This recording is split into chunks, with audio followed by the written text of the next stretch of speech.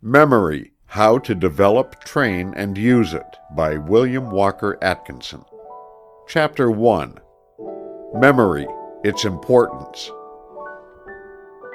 It needs very little argument to convince the average thinking person of the great importance of memory, although even then very few begin to realize just how important is the function of the mind that has to do with the retention of mental impressions. The first thought of the average person when he is asked to consider the importance of memory is its use in the affairs of everyday life, along developed and cultivated lines, as contrasted with the lesser degrees of its development. In short, one generally thinks of memory in its phase of a good memory as contrasted with the opposite phase of a poor memory. But there is a much broader and fuller meaning of the term than that of even this important phase. It is true that the success of the individual in his everyday business, profession, trade, or other occupation depends very materially upon the possession of a good memory. His value in any walk in life depends to a great extent upon the degree of memory he may have developed. His memory of faces, names, facts, events, circumstances, and other things concerning his everyday work is the measure of his ability to accomplish his task. And in the social intercourse of men and women, the possession of a retentive memory, well stocked with available facts, renders its possessor a desirable member of society. And in the higher activities of thought, the memory comes as an invaluable aid to the individual in marshaling the bits and sections of knowledge he may have acquired, and passing them in review before his cognitive faculties. Thus does the soul review its mental possessions. As Alexander Smith has said, "A man's real possession is his memory. In nothing else is he rich. In nothing else is he poor." Richter has said, "Memory is the only paradise from which we cannot be driven away. Grant but memory to us, and we can lose nothing by death." Lactantius says, "Memory tempers prosperity, mitigates adversity, controls youth, and delights old age." But even the above phases of memory represent but a small segment of its complete circle. Memory is more than a good memory. It is the means whereby we perform the largest share of our mental work. As Bacon has said, "All knowledge is but remembrance." And Emerson, "Memory is a primary and fundamental faculty, without which none other can work. The cement, the bitumen, the matrix in which the other faculties are embedded. Without it, all life and thought were an unrelated succession." And Burke, "There is no faculty of the mind which can bring its energy into effect unless the memory be stored with ideas for it to look upon." And Basile, "Memory is the cabinet of imagination, the treasury of reason, the registry of conscience, and the council chamber of thought." Kant pronounced memory to be "the most wonderful of the faculties." Kay, one of the best authorities on the subject, has said regarding it, "Unless the mind possessed the power of treasuring up and recalling its past experiences, no knowledge of any kind could be acquired. If every sensation, thought, or emotion passed entirely from the mind the moment it ceased to be present, then it would be as if it had not been, and it could not be recognized or named should it happen to return. Such an one would be not only without knowledge, without experience gathered from the past, but without purpose, aim, or plan regarding the future, for these imply knowledge and require memory. Even voluntary motion, or motion for a purpose, could have no existence without memory, for memory is involved in every purpose. Not only the learning of the scholar, but the inspiration of the poet, the genius of the painter, the heroism of the warrior, all depend upon memory. Nay, even consciousness itself could have no existence without memory, for every act of consciousness involves a change from a past state to a present. And did the past state vanish the moment it was past, there could be no consciousness of change. Memory, therefore, must be said to be involved in all conscious existence, a property of every conscious being. In the building of character and individuality, the memory plays an important part, for upon the strength of the impressions received, and the firmness with which they are retained, depends the fiber of character and individuality. Our experiences are indeed the stepping stones to greater attainments, and at the same time our guides and protectors from danger. If the memory serves us well in this respect, we are saved the pain of repeating the mistakes of the past, and may also profit by remembering and thus avoiding the mistakes of others. As Beatty says, "When memory is preternaturally defective, experience and knowledge will be deficient in proportion, and imprudent conduct and absurd opinion are the necessary consequence." Bain says, "A character retaining a feeble hold of bitter experience, or genuine delight, and unable to revive afterwards the impression of the time, is in reality the victim of an intellectual weakness under the guise of a moral weakness. To have constantly before us an estimate of the things that affect us, true to the reality, is one precious condition for having our will always stimulated with an accurate reference to our happiness. The thoroughly educated man, in this respect, is that he can carry with him at all times the exact estimate of what he has enjoyed or suffered from every object that has ever affected him, and in case of encounter can present to the enemy as strong a front as if he were under the genuine impression. A full and accurate memory, for pleasure or for pain, is the intellectual basis both of prudence as regards self and sympathy as regards others." So we see that the cultivation of the memory is far more than the cultivation and development of a single mental faculty. It is the cultivation and development of our entire mental being, the development of ourselves. To many persons, the words memory, recollection, and remembrance have the same meaning, but there is a great difference in the exact shade of meaning of each term. The student of this book should make the distinction between the terms, for by so doing he will be better able to grasp the various points of advice and instruction herein given. Let us examine these terms. Locke, in his celebrated work, The Essay Concerning Human Understanding, has clearly stated the difference between the meaning of these several terms. He says, "Memory is the power to revive again in our minds those ideas which after imprinting have disappeared or have been laid aside out of sight. When an idea again recurs without the operation of the like object on the external sensory, it is remembrance. If it be sought after by the mind, and with pain and endeavor found, and brought again into view, it is recollection." Fuller says, commenting on this, "Memory is the power of reproducing in the mind former impressions, or percepts.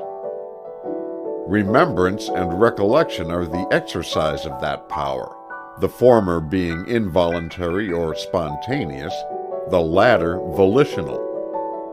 We remember because we cannot help it, but we recollect only through positive effort. The act of remembering, taken by itself, is involuntary. In other words, when the mind remembers without having tried to remember, it acts spontaneously. Thus it may be said, in the narrow, contrasted sense of the two terms, that we remember by chance, but recollect by intention, and if the endeavor be successful, that which is reproduced becomes, by the very effort to bring it forth, more firmly entrenched in the mind than ever. But the new psychology makes a little different distinction from that of Locke, as given above. It uses the word memory not only in his sense of the power to retrieve, etc., but also in the sense of the activities of the mind which tend to receive and store away the various impressions of the senses and the ideas conceived by the mind, to the end that they may be reproduced voluntarily or involuntarily thereafter. The distinction between remembrance and recollection, as made by Locke, is adopted as correct by the new psychology. It has long been recognized that the memory, in all of its phases, is capable of development, culture, training, and guidance through intelligent exercise. Like any other faculty of the mind, or physical part, muscle, or limb, it may be improved and strengthened. But until recent years, the entire efforts of these memory developers were directed to the strengthening of that phase of the memory known as recollection, which, you will remember, Locke defined as an idea or impression sought after by the mind, and with pain and endeavor found and brought again into view. The new psychology goes much further than this. While pointing out the most improved and scientific methods for recollecting the impressions and ideas of the memory, it also instructs the student in the use of the proper methods whereby the memory may be stored with clear and distinct impressions, which will, thereafter, flow naturally and involuntarily into the field of consciousness when the mind is thinking upon the associated subject or line of thought, and which may also be recollected by a voluntary effort with far less expenditure of energy than under the old methods and systems. You will see this idea carried out in detail as we progress with the various stages of the subject in this work. You will see that the first thing to do is to find something to remember, then to impress that thing clearly and distinctly upon the receptive tablets of the memory, then to exercise the remembrance in the direction of bringing out the stored away facts of the memory, then to acquire the scientific methods of recollecting special items of memory that may be necessary at some special time. This is the natural method in memory cultivation, as opposed to the artificial systems that you will find mentioned in another chapter. It is not only development of the memory, but also development of the mind itself in several of its regions and phases of activity. It is not merely a method of recollecting, but also a method of correct seeing, thinking, and remembering. This method recognizes the truth of the verse of the poet Pope, who said, "Remembrance and reflection, how allied! What thin partitions sense from thought divide." End of Chapter 1. Chapter 2. Cultivation of the Memory. This book is written with the fundamental intention and idea of pointing out a rational and workable method whereby the memory may be developed, trained, and cultivated. Many persons seem to be under the impression that memories are bestowed by nature, in a fixed degree or possibilities, and that little more can be done for them. In short, that memories are born, not made. But the fallacy of any such idea is demonstrated by the investigations and experiments of all the leading authorities, as well as by the results obtained by persons who have developed and cultivated their own memories by individual effort, without the assistance of an instructor. But all such improvement, to be real, must be along certain natural lines and in accordance with the well-established laws of psychology, instead of along artificial lines and in defiance of psychological principles. Cultivation of the memory is a far different thing from trick memory, or feats of mental legerdemain, if the term is permissible. Kay says that the memory is capable of indefinite improvement. There can be no manner of doubt. But with regard to the means by which this improvement is to be effected, mankind are still greatly in ignorance. Dr. Noah Porter says, "The natural as opposed to the artificial memory depends on the relations of sense and the relations of thought. The spontaneous memory of the eye and the ear, availing itself of the obvious conjunctions of objects which are furnished by space and time, and the rational memory of those higher combinations which the rational faculties superinduce upon those lower. The artificial memory proposes to substitute for the natural and necessary relations under which all objects must present and arrange themselves, an entirely new set of relations that are purely arbitrary and mechanical, which excite little or no other interest than that they are to aid us in remembering. It follows that if the mind tasks itself to the special effort of considering objects under these artificial relations, it will give less attention to those which have a direct and legitimate interest for itself." Granville says, "The defects of most methods which have been devised and employed for improving the memory lies in the fact that while they serve to impress particular subjects on the mind, they do not render the memory, as a whole, ready or attentive." Fuller says, "Surely an art of memory may be made more destructive to natural memory than spectacles are to eyes." These opinions of the best authorities might be multiplied indefinitely.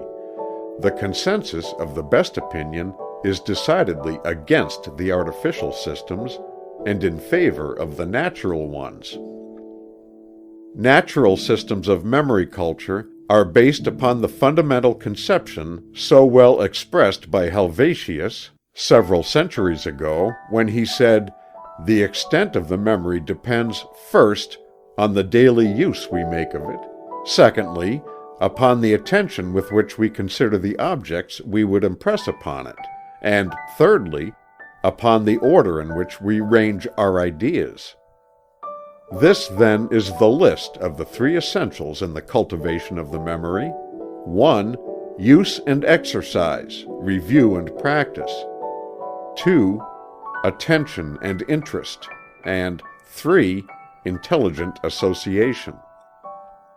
You will find that in the several chapters of this book dealing with the various phases of memory, we urge first, last, and all the time, the importance of the use and employment of the memory in the way of employment, exercise, practice, and review work. Like any other mental faculty or physical function, the memory will tend to atrophy by disuse and increase, strengthen, and develop by rational exercise and employment within the bounds of moderation. You develop a muscle by exercise. You train any special faculty of the mind in the same way, and you must pursue the same method in the case of the memory, if you would develop it. Nature's laws are constant and bear a close analogy to each other.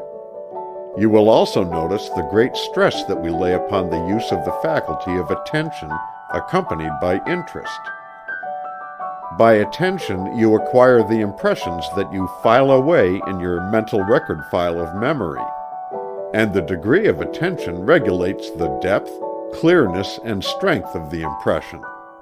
Without a good record, you cannot expect to obtain a good reproduction of it. A poor phonographic record results in a poor reproduction, and the rule applies in the case of the memory as well. You will also notice that we explain the laws of association and the principles which govern the subject, as well as the methods whereby the proper associations may be made. Every association that you weld to an idea or an impression serves as a cross-reference in the index, whereby the thing is found by remembrance or recollection when it is needed. We call your attention to the fact that one's entire education depends for its efficiency upon this law of association. It is a most important feature in the rational cultivation of the memory, while at the same time being the bane of the artificial systems. Natural associations educate, while artificial ones tend to weaken the powers of the mind, if carried to any great length. There is no royal road to memory. The cultivation of the memory depends upon the practice along certain scientific lines, according to well-established psychological laws. Those who hope for a sure shortcut will be disappointed, for none such exists.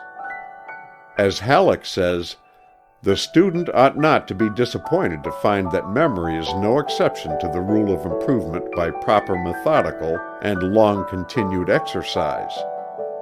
There is no royal road, no shortcut, to the improvement of either mind or muscle. But the student who follows the rules which psychology has laid down may know that he is walking in the shortest path, and not wandering aimlessly about. Using these rules, he will advance much faster than those without chart, compass, or pilot.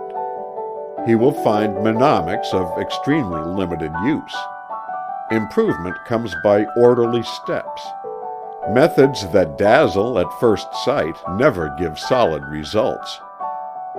The student is urged to pay attention to what we have to say in other chapters of the book upon the subjects of attention and association. It is not necessary to state here the particulars that we mention there. The cultivation of the attention is a prerequisite for good memory, and deficiency in this respect means deficiency not only in the field of memory, but also in the general field of mental work. In all branches of the new psychology, there is found a constant repetition of the injunction to cultivate the faculty of attention and concentration.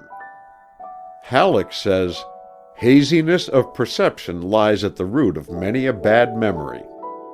If perception is definite, the first step has been taken toward ensuring a good memory.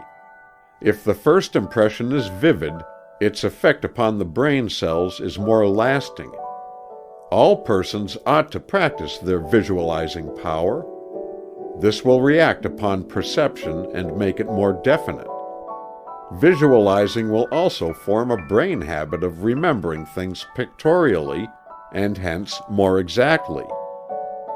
The subject of association must also receive its proper share of attention, for it is by means of association that the stored away records of the memory may be recovered or recollected. As Blackie says, "Nothing helps the mind so much as order and classification. Classes are few, individuals many. To know the class well is to know what is most essential in the character of the individual, and what burdens the memory least to retain." And as Halleck says regarding the subject of association by relation, "Whenever we can discover any relation between facts, it is far easier to remember them. The intelligent law of memory may be summed up in these words: endeavor to link by some thought relation each new mental acquisition to an old one. Bind new facts to other facts by relations of similarity, cause and effect, whole and part, or by any logical relation, and we shall find that when an idea occurs to us, a host of related ideas will flow into the mind. If we wish to prepare a speech or write an article on any subject, pertinent illustrations will suggest themselves. The person whose memory is merely contiguous will wonder how we think of them." In your study for the cultivation of the memory, along the lines laid down in this book, you have read the first chapter thereof, and have informed yourself thoroughly regarding the importance of the memory to the individual, and what a large part it plays in the entire work of the mind. Now carefully read the third chapter, and acquaint yourself with the possibilities in the direction of cultivating the memory to a high degree, as evidenced by the instances related of the extreme cases of development noted therein. Then study the chapter on memory systems, and realize that the only true method is the natural method, which requires work, patience, and practice. Then make up your mind that you will follow this plan as far as it will take you. Then acquaint yourself with the secret of memory, the subconscious region of the mind, in which the records of memory are kept, stored away, and indexed, and in which the little mental office boys are busily at work. This will give you the key to the method. Then take up the 2 chapters on attention and association, respectively, and acquaint yourself with these important principles. Then study the chapter on the phases of memory, and take mental stock of yourself, determining in which phase of memory you are strongest and in which you need development. Then read the 2 chapters on training the eye and ear, respectively. You need this instruction. Then read over the several chapters on the training of the special phases of the memory, whether you need them or not. You may find something of importance in them. Then read the concluding chapter, which gives you some general advice and parting instruction. Then return to the chapters dealing with the particular phases of memory in which you have decided to develop yourself, studying the details of the instruction carefully until you know every point of it. Then, most important of all, get to work. The rest is a matter of practice, practice, practice, and rehearsal. Go back to the chapters from time to time and refresh your mind regarding the details. Reread each chapter at intervals. Make the book your own, in every sense of the word, by absorbing its contents. End of Chapter 2. Memory: How to Develop, Train, and Use It, by William Walker Atkinson. Chapter 3. Celebrated Cases of Memory. In order that the student may appreciate the marvelous extent of development possible to the memory, we have thought it advisable to mention a number of celebrated cases, past and present. In so doing, we have no desire to hold up these cases as worthy of imitation, for they are exceptional and not necessary in everyday life. We mention them merely to show to what wonderful extent development along these lines is possible. In India, in the past, the sacred books were committed to memory and handed down from teacher to student for ages. And even today it is no uncommon thing for the student to be able to repeat, word for word, some voluminous religious work equal in extent to the New Testament.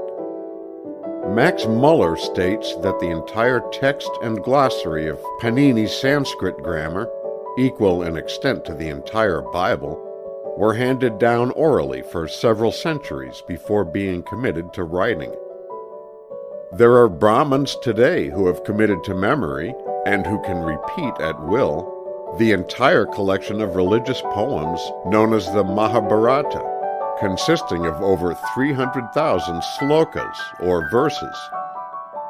Leland states that the Slavonian minstrels of the present day have by heart, with remarkable accuracy, immensely long epic poems. I have found the same among Algonquin Indians, whose sagas, or mythic legends, are interminable, and yet are committed word by word accurately. I have heard in England of a lady 90 years of age whose memory was miraculous, and of which extraordinary instances are narrated by her friends. She attributed it to the fact that when young she had been made to learn a verse from the Bible every day and then constantly review it. As her memory improved, she learned more, the result being that in the end she could repeat from memory any verse or chapter called for in the whole Scripture. It is related that Mithridates, the ancient warrior king, knew the name of every soldier in his great army and conversed fluently in 22 dialects. Pliny relates that Charmides could repeat the contents of every book in his large library. Hortensius, the Roman orator, had a remarkable memory which enabled him to retain and recollect the exact words of his opponent's argument, without making a single notation. On a wager, he attended a great auction sale which lasted over an entire day, and then called off in their proper order every object sold, the name of its purchaser, and the price thereof. Seneca is said to have acquired the ability to memorize several thousand proper names and to repeat them in the order in which they had been given him, and also to reverse the order and call off the list backward. He also accomplished the feat of listening to several hundred persons, each of whom gave him a verse, memorizing the same as they proceeded, and then repeating them word for word in the exact order of their delivery, and then reversing the process with complete success. Eusebius stated that only the memory of Esdras saved the Hebrew scriptures to the world, for when the Chaldeans destroyed the manuscripts, Esdras was able to repeat them word by word to the scribes, who then reproduced them. The Mohammedan scholars are able to repeat the entire text of the Koran, letter perfect. Scaliger committed the entire text of the Iliad and the Odyssey in 3 weeks. Ben Jonson is said to have been able to repeat all of his own works from memory with the greatest ease. Bulwer could repeat the Odes of Horace from memory. Pascal could repeat the entire Bible from beginning to end, as well as being able to recall any given paragraph, verse, line, or chapter. Landor is said to have read a book but once, when he would dispose of it, having impressed it upon his memory, to be recalled years after if necessary. Byron could recite all of his own poems. Buffon could repeat his works from beginning to end. Bryant possessed the same ability to repeat his own works. Bishop Saunderson could repeat the greater part of Juvenal and Persius, all of Tully, and all of Horace. Fedosova, a Russian peasant, could repeat over 25,000 poems, folk songs, legends, fairy tales, war stories, etc., when she was over 70 years of age. The celebrated Blind Alec, an aged Scottish beggar, could repeat any verse in the Bible called for, as well as the entire text of all the chapters and books. The newspapers a few years ago contained the accounts of a man named Clark who lived in New York City. He is said to have been able to give the exact presidential vote in each state of the Union since the first election. He could give the population in every town of any size in the world, either present or in the past, providing there was a record of the same. He could quote from Shakespeare for hours at a time, beginning at any given point in any play. He could recite the entire text of the Iliad in the original Greek. The historical case of the unnamed Dutchman is known to all students of memory. This man is said to have been able to take up a fresh newspaper, to read it all through, including the advertisements, and then to repeat its contents word for word from beginning to end. On one occasion, he is said to have heaped wonder upon wonder by repeating the contents of the paper backward, beginning with the last word and ending with the first. Lyon, the English actor, is said to have duplicated this feat using a large London paper and including the market quotations, reports of the debates in Parliament, the railroad timetables, and the advertisements. A London waiter is said to have performed a similar feat on a wager, he memorizing and correctly repeating the contents of an 8-page paper. One of the most remarkable instances of extraordinary memory known to history is that of the child Christian Meineken. When less than 4 years of age, he could repeat the entire Bible, 200 hymns, 5,000 Latin words, and much ecclesiastical history, theory, dogmas, arguments, and an encyclopedic quantity of theological literature. He is said to have practically retained every word that was read to him. His case was abnormal, and he died at an early age. John Stuart Mill is said to have acquired a fair knowledge of Greek at the age of 3 years and to have memorized Hume, Gibbon, and other historians at the age of 8. Shortly after, he mastered and memorized Herodotus, Xenophon, some of Socrates, and 6 of Plato's dialogues. Richard Porson is said to have memorized the entire text of Homer, Horace, Cicero, Virgil, Livy, Shakespeare, Milton, and Gibbon. He is said to have been able to memorize any ordinary novel at one careful reading, and to have several times performed the feat of memorizing the entire contents of some English monthly review. De Rossi was able to perform the feat of repeating 100 lines from any of the 4 great Italian poets, provided he was given a line at random from their works, his 100 lines following immediately after the given line.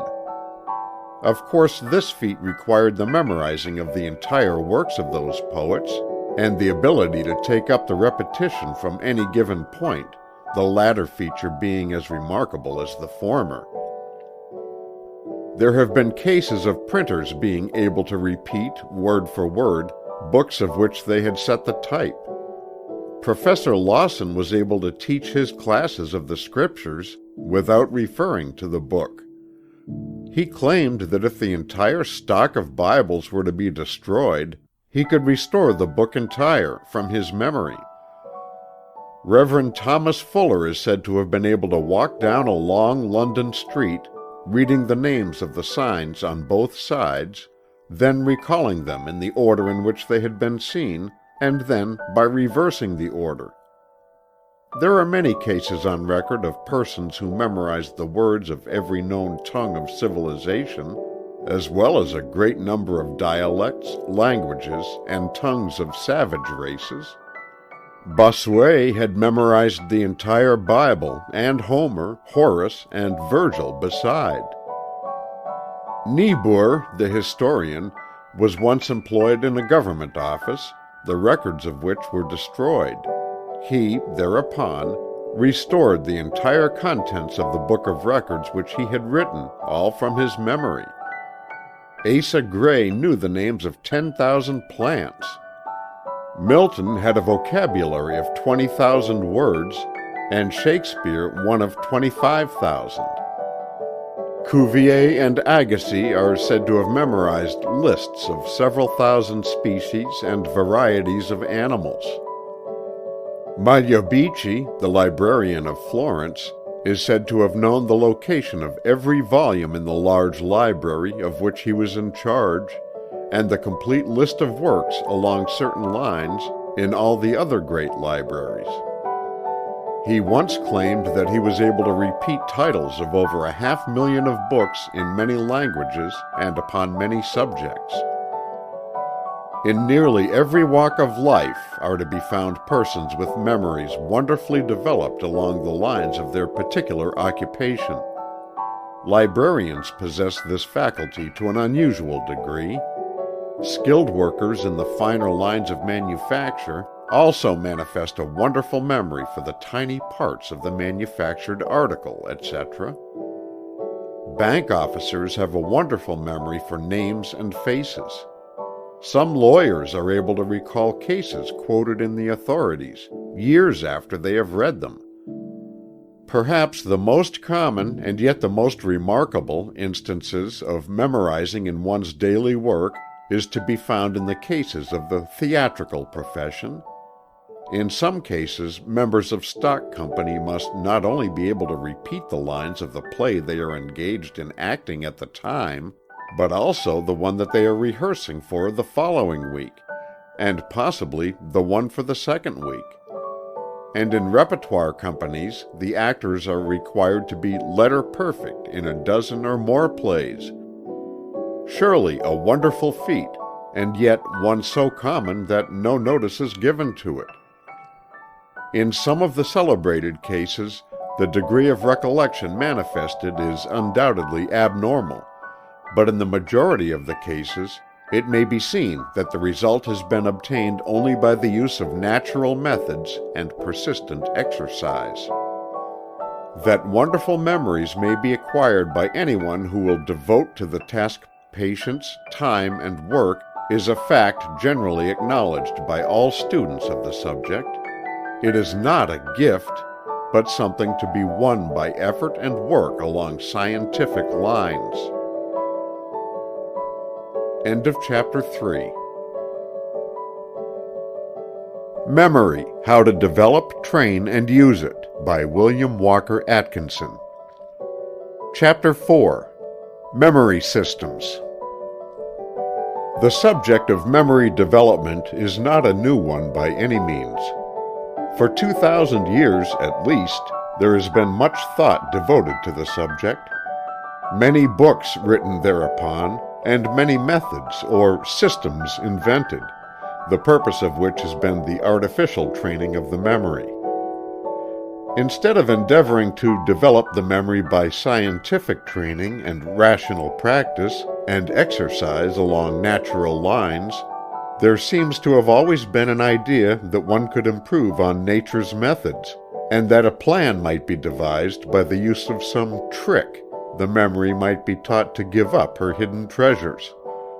The law of association has been used in the majority of these systems, often to a ridiculous degree. Fanciful systems have been built up, all artificial in their character and nature, the use of which, to any great extent, is calculated to result in a decrease of the natural powers of remembrance and recollection.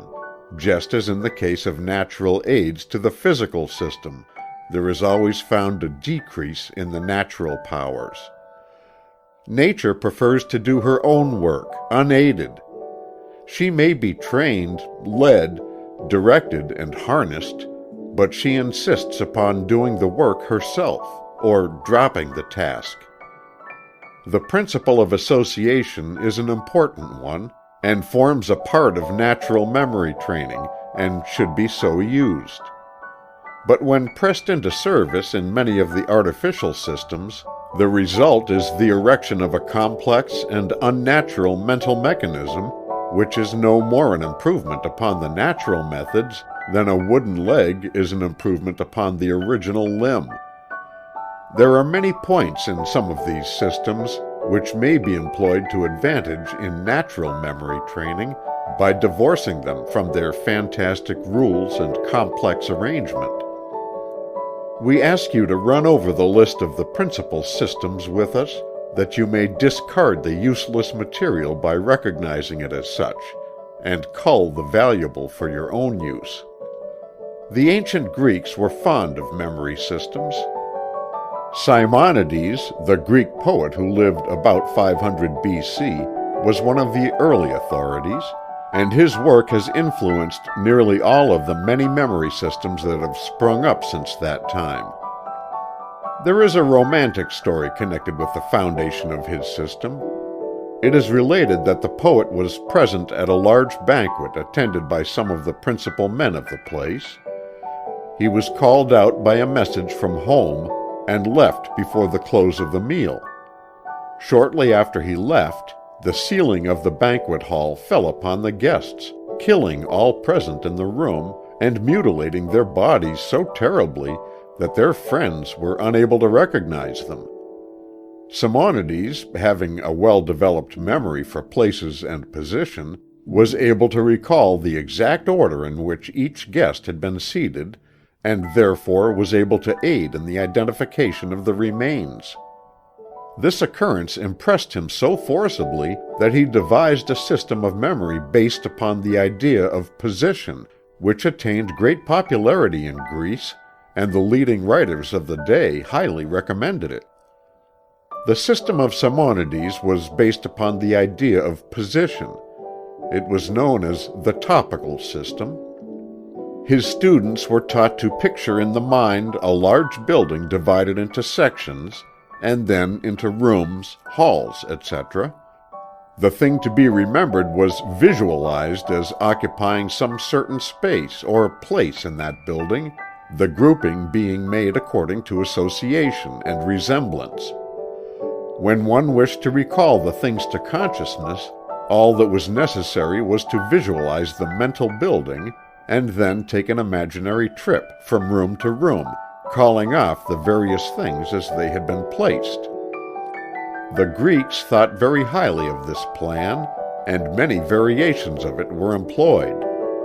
Cicero said, "By those who would improve the memory, certain places must be fixed upon, and of those things which they desire to keep in memory, symbols must be conceived in the mind and ranged, as it were, in those places. Thus the order of places would preserve the order of things, and the symbols of the things would denote the things themselves, so that we should use the places as waxen tablets and the symbols as letters."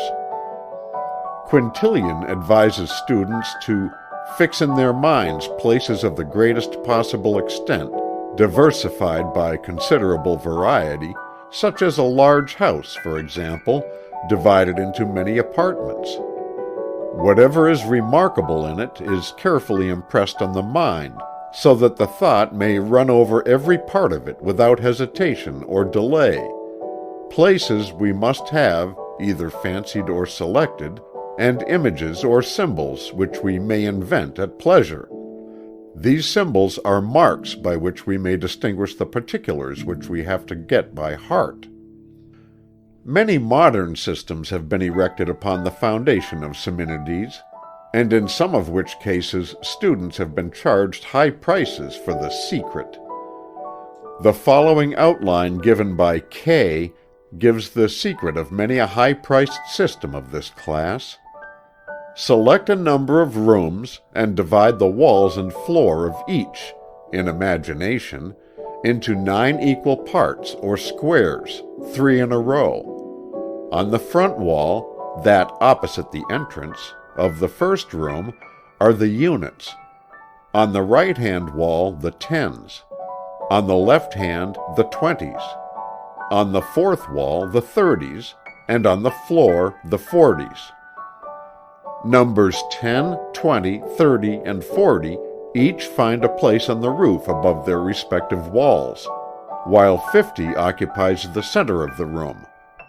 One room will thus furnish 50 places, and 10 rooms as many as 500. Having fixed these clearly in the mind, so as to be able readily and at once to tell exactly the position of each place or number, it is then necessary to associate with each of them some familiar object or symbol, so that the object being suggested its place may be instantly remembered, or when the place be before the mind, its object may immediately spring up. When this has been done thoroughly, the objects can be run over in any order from beginning to end, or from end to beginning, or the place of any particular one can at once be given.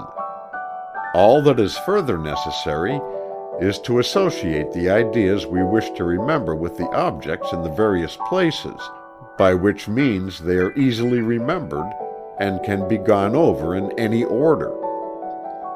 In this way, one may learn to repeat several hundred disconnected words or ideas in any order after hearing them only once. We do not consider it necessary to argue in detail the fact that this system is artificial and cumbersome to a great degree. While the idea of position may be employed to some advantage in grouping together in the memory several associated facts, ideas, or words, still the idea of employing a process such as the above in the ordinary affairs of life is ridiculous, and any system based upon it has a value only as a curiosity, or a mental acrobatic feat. Akin to the above is the idea underlying many other systems and secret methods. The idea of contiguity, in which words are strung together by fanciful connecting links. Feinagle describes this underlying idea or principle as follows. The recollection of them is assisted by associating some idea of relation between the two, and as we find by experience, that whatever is ludicrous is calculated to make a strong impression on the mind, the more ridiculous the association is the better. The systems founded upon this idea may be employed to repeat a long string of disconnected words and similar things, but have but little practical value, notwithstanding the high prices charged for them. They serve merely as curiosities, or methods of performing tricks to amuse one's friends. Dr. Kothe, a German teacher, about the middle of the 19th century, founded this last school of memory training, his ideas serving as the foundation for many teachers of high-priced systems or secret methods since that time. The above description of Feinagle gives the key to the principle employed. The working of the principle is accomplished by the employment of intermediates, or correlatives as they are called. For instance, the word chimney and leaf would be connected as follows: chimney, smoke; wood, tree; leaf. Then there are systems or methods based on the old principle of the figure alphabet, in which one is taught to remember dates by associating them with letters or words. For instance, one of the teachers of this class of systems wished his pupils to remember the year 1480 by the word BIGRAT, the capitals representing the figures in the date. Comment is unnecessary. The student will find that nearly all the systems or secret methods that are being offered for sale in courses, often at a very high price, are merely variations, improvements upon, or combinations of the three forms of artificial methods named above. New changes are constantly being worked on these old plans, new tunes played on the same old instruments, new chimes sounded from the same old bells. And the result is ever the same in these cases: disappointment and disgust. There are a few natural systems on the market, nearly all of which contain information and instructions that make them worth the price at which they are sold. As for the others, well, judge for yourself after purchasing them if you so desire. Regarding these artificial and fanciful systems, Kay says, "All such systems for the improvement of the memory belong to what we have considered the first or lowest form of it. They are for the most part based on light or foolish associations, which have little foundation in nature, and are hence of little practical utility, and they do not tend to improve or strengthen the memory as a whole." Bacon says that these systems are barren and useless, adding, "For immediately to repeat a multitude of names or words once repeated before, I esteem no more than rope dancing, antic postures, and feats of activity, and indeed they are nearly the same things, the one being the abuse of the bodily as the other of the mental powers, and though they may cause admiration, they cannot be highly esteemed." And as another authority has said, "The systems of mnemonics as taught are no better than crutches, useful to those who cannot walk, but impediments and hindrances to those who have the use of their limbs, and who only require to exercise them properly in order to have the full use of them." In this work there shall be no attempt to teach any of these trick systems that the student may perform for the amusement of his friends. Instead, there is only the desire to aid in developing the power to receive impressions, to register them upon the memory, and readily to reproduce them at will, naturally and easily. The lines of natural mental action will be followed throughout. The idea of this work is not to teach how one may perform feats of memory, but instead to instruct in the intelligent and practical use of the memory in the affairs of everyday life and work. End of Chapter 4. Memory: How to Develop, Train, and Use It by William Walker Atkinson. Chapter 5. The Subconscious Record File. The old writers on the subject were wont to consider the memory as a separate faculty of the mind, but this idea disappeared before the advancing tide of knowledge which resulted in the acceptance of the conception now known as the New Psychology. This new conception recognizes the existence of a vast, out-of-consciousness region of the mind, one phase of which is known as the subconscious mind, or the subconscious field of mental activities. In this field of mentation, the activities of memory have their seat. A careful consideration of the subject brings the certainty that the entire work of the memory is performed in this subconscious region of the mind. Only when the subconscious record is represented to the conscious field and recollection or remembrance results, does the memorized idea or impression emerge from the subconscious region. An understanding of this fact simplifies the entire subject of the memory and enables us to perfect plans and methods whereby the memory may be developed, improved, and trained by means of the direction of the subconscious activities by the use of the conscious faculties and the will. Hearing says, "Memory is a faculty not only of our conscious states, but also, and much more so, of our unconscious ones." Kay says, "It is impossible to understand the true nature of memory, or how to train it aright, unless we have a clear conception of the fact that there is much in the mind of which we are unconscious.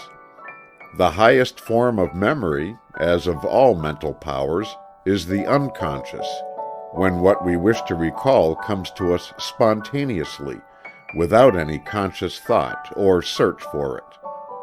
Frequently, when we wish to recall something that has previously been in the mind, we are unable to do so by any conscious effort of the will. But we turn the attention to something else, and after a time, the desired information comes up spontaneously when we are not consciously thinking of it."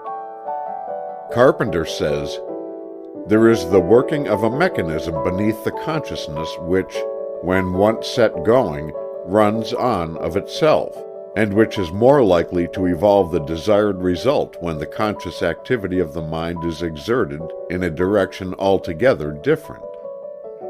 This subconscious region of the mind is the great record file of everything we have ever experienced, thought, or known.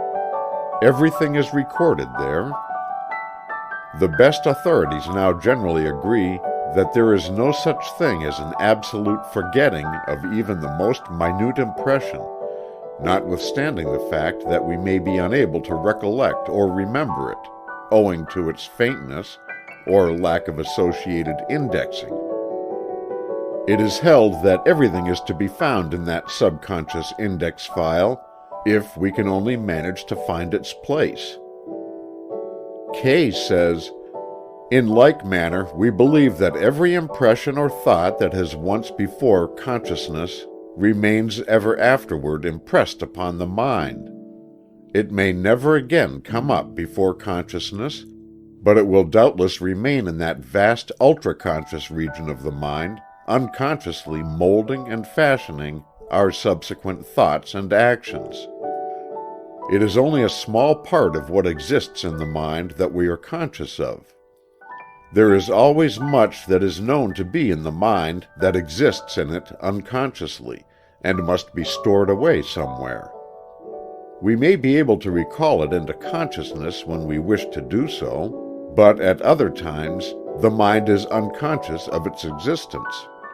Further, everyone's experience must tell him that there is much in his mind that he cannot always recall when he may wish to do so, much that he can recover only after a labored search, or that he may search for in vain at the time, but which may occur to him afterwards, when perhaps he is not thinking about it. Again, much that we probably would never be able to recall, or that would not recur to us under ordinary circumstances, we may remember to have had in the mind when it is mentioned to us by others. In such a case, there must still have remained some trace or scintilla of it in the mind before we could recognize it as having been there before. Morel says, "We have every reason to believe that mental power, when once called forth, follows the analogy of everything we see in the material universe in the fact of its perpetuity. Every single effort of mind is a creation which can never go back again into nonentity. It may slumber in the depths of forgetfulness, as light and heat slumber in the coal seams, but there it is, ready at the bidding of some appropriate stimulus to come again out of the darkness into the light of consciousness." Beatty says, "That which has been long forgotten, nay, that which we have often in vain endeavored to recollect, will sometimes, without an effort of ours, occur to us on a sudden, and, if I may so speak, of its own accord." Hamilton says, "The mind frequently contains whole systems of knowledge which, though in our normal state they may have faded into absolute oblivion, may in certain abnormal states, as madness, delirium, somnambulism, catalepsy, etc., flash out into luminous consciousness. For example, there are cases in which the extinct memory of whole languages were suddenly restored." Lecky says, "It is now fully established that a multitude of events which are so completely forgotten that no effort of the will can retrieve them, and that the statement of them calls up no reminiscences, may nevertheless be, so to speak, embedded in the memory, and may be reproduced with intense vividness under certain physical conditions." In proof of the above, the authorities give many instances recorded in scientific annals.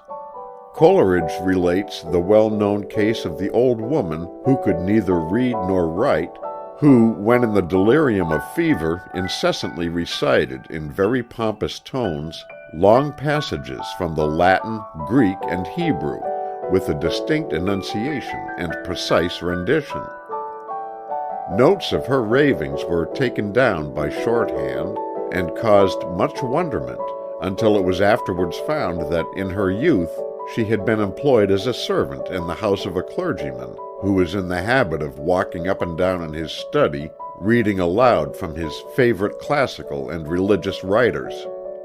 In his books were found marked passages corresponding to the notes taken from the girl's ravings. Her subconscious memory had stored up the sounds of these passages heard in her early youth, but of which she had no recollection in her normal state. Beaufort, describing his sensations just before being rescued from drowning, says, "Every incident of my former life seemed to glance across my recollection in a retrograde procession, not in mere outline, but in a picture filled with every minute and collateral feature, thus forming a panoramic view of my whole existence." Kay truly observes, "By adopting the opinion that every thought or impression that had once been consciously before the mind is ever afterwards retained, we obtain light on many obscure mental phenomena, and especially do we draw from it the conclusion of the perfectibility of the memory to an almost unlimited extent. We cannot doubt that, could we penetrate to the lowest depths of our mental nature, we should there find traces of every impression we have received, every thought we have entertained, and every act we have done through our past life, each one making its influence felt in the way of building up our present knowledge, or in guiding our everyday actions. And if they persist in the mind, might it not be possible to recall most, if not all of them, into consciousness when we wish to do so, if our memories or powers of recollection were what they should be? As we have said, this great subconscious region of the mind, this memory region, may be thought of as a great record file, with an intricate system of indexes and office boys whose business it is to file away the records, to index them, and to find them when needed. The records record only what we have impressed upon them by the attention, the degree of depth and clearness, depending entirely upon the degree of attention which we bestowed upon the original impression. We can never expect to have the office boys of the memory bring up anything that they have not been given to file away. The indexing and cross-references are supplied by the association existing between the various impressions. The more cross-references or associations that are connected with an idea, thought, or impression that is filed away in the memory, the greater the chances of it being found readily when wanted. These two features of attention and association, and the parts they play in the phenomena of memory, are mentioned in detail in other chapters of this book. These little office boys of the memory are an industrious and willing lot of little chaps, but like all boys, they do their best work when kept in practice. Idleness and lack of exercise cause them to become slothful and careless, and forgetful of the records under their charge. A little fresh exercise and work soon take the cobwebs out of the brains, and they spring eagerly to their tasks. They become familiar with their work when exercised properly, and soon become very expert.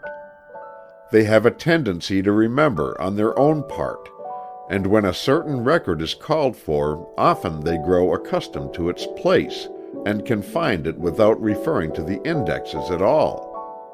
But their trouble comes from faint and almost illegible records caused by poor attention.